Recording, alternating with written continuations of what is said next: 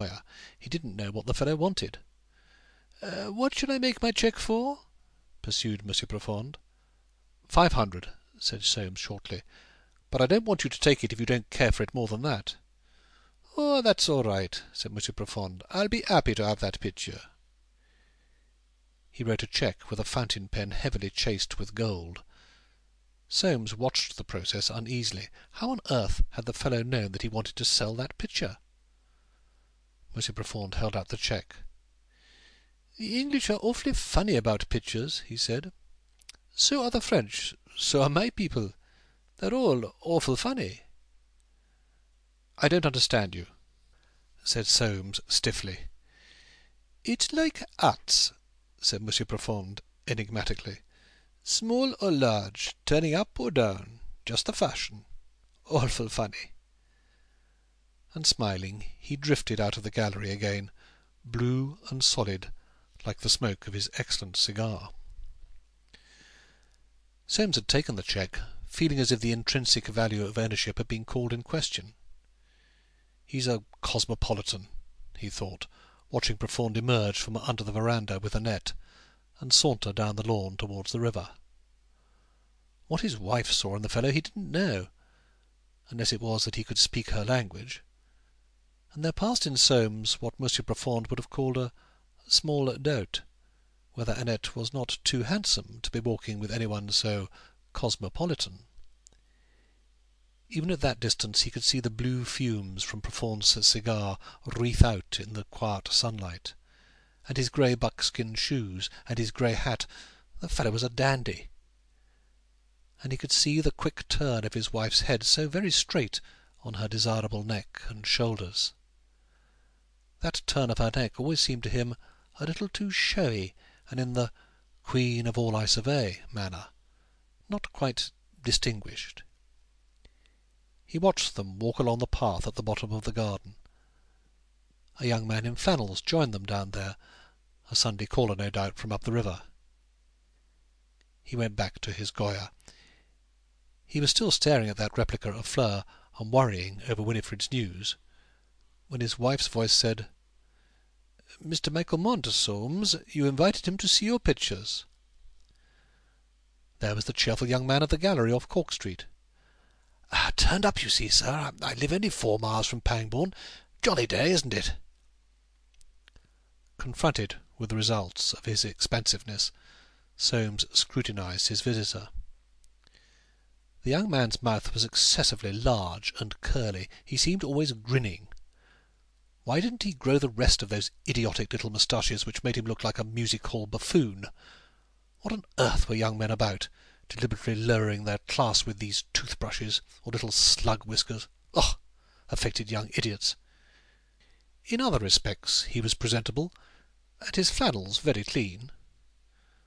"Happy to see you," he said. The young man, who had been turning his head from side to side, became transfixed. "I say," he said, "some picture." Soames saw with mixed sensations that he had addressed the remark to the Goya copy. "Yes," he said dryly, "that's not a Goya, it's a copy. I had it painted because it reminded me of my daughter." "By Jove, I thought I knew the face, sir. Is she here?" The frankness of his interest almost disarmed Soames. "She'll be in after tea," he said. "Shall we go round the pictures?" And Soames began that round which never tired him. He had not anticipated much intelligence from one who had mistaken a copy for an original, but as they passed from section to section, period to period, he was startled by the young man's frank and relevant remarks.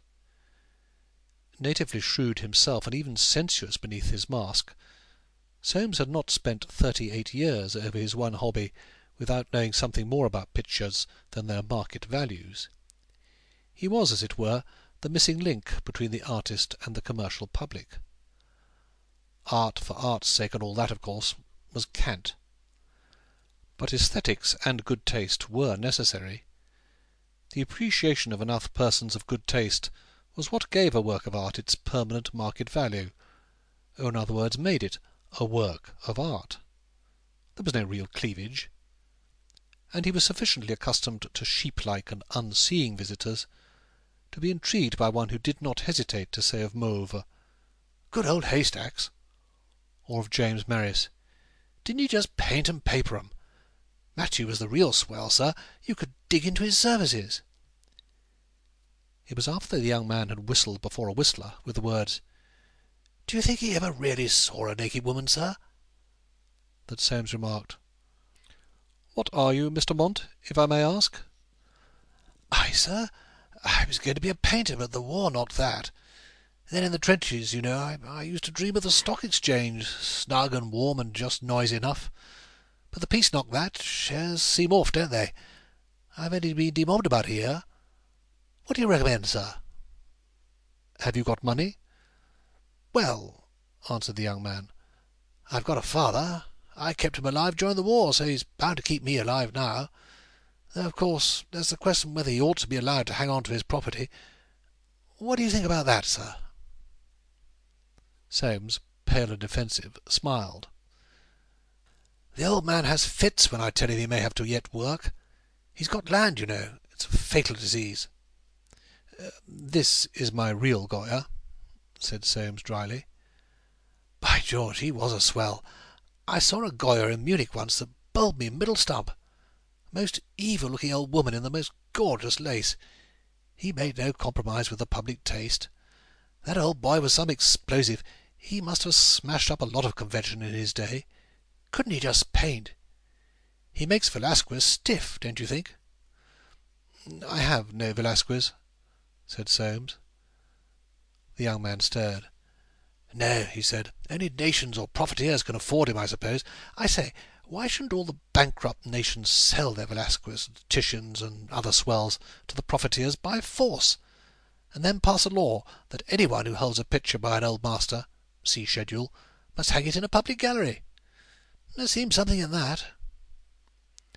"Shall we go down to tea?" said Soames. The young man's ears seemed to droop on his skull. "He's not dense," thought Soames, following him off the premises. Goya, with his satiric and surpassing precision, his original line, and the daring of his light and shade, could have reproduced to admiration the group assembled round Annette's tea-tray in the ingle-nook below. He alone, perhaps, of painters would have done justice to the sunlight filtering through a screen of creeper, to the lovely pallor of brass, the old cut glasses, the thin slices of lemon in pale amber tea. Justice to Annette in her black lacy dress. There was something of the fair Spaniard in her beauty, though it lacked the spirituality of that rare type. To Winifred's grey-haired, corseted solidity. To Soames of a certain grey and flat-cheeked distinction, to the vivacious Michael Mont, pointed in ear and eye. To Imogen, dark, luscious of glance, growing a little stout. To Prosper Profond, with his expressionist who would say, "Well, Mr. Goya, what's the use of painting this small party?" Finally, to Jack Cardigan, with his shining stare and tanned sanguinity, betraying the moving principle, "I'm English, and I live to be fit." Curious, by the way, that Imogen, who as a girl had declared solemnly one day at Timothy's that she would never marry a good man, they were so dull, should have married Jack Cardigan, in whom health had so destroyed all traces of original sin that she might have retired to rest with 10,000 other Englishmen without knowing the difference from the one she had chosen to repose beside. "Oh," she would say of him, in her amusing way, "Jack keeps himself so fearfully fit, he's never had a day's illness in his life. He went right through the war without a finger-ache. You really can't imagine how fit he is." Indeed, he was so fit that he couldn't see when she was flirting, which was such a comfort in a way. All the same, she was quite fond of him, so far as one could be of a sports machine, and of the two little cardigans made after his pattern. Her eyes just then were comparing him maliciously with Prosper Profond. There was no small sport or game which Monsieur Profond had not played at too, it seemed, from skittles to tarpon fishing, and worn out every one.